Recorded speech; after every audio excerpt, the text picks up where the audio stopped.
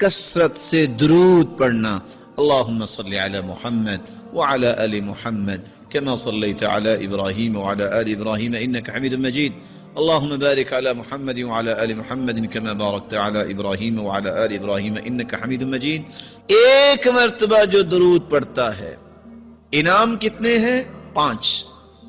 جو ایک مرتبہ درود پڑھتا ہے 10 نیکیاں لکھی جاتی ہیں، 10 گناہ معاف ہوتے ہیں، 10 درجات بلند ہوتے ہیں، اور اللہ رب العزت 70 رحمتیں نازل فرماتے ہیں، اور اللہ کے نورانی فرشتے 70 مرتبہ اس انسان کے لیے بخشش کی دعا کرتے ہیں.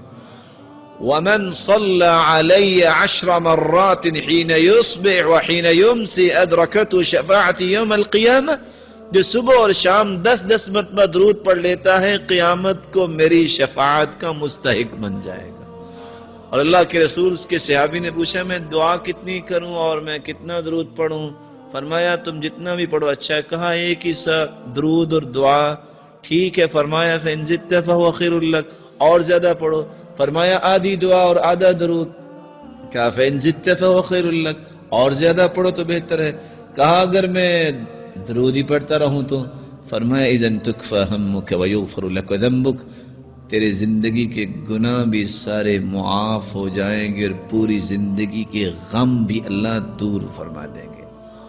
میری اللہ سے دعا ہے اللہ تعالی ہم سب کو سعادت کی زندگی عطا فرمائے.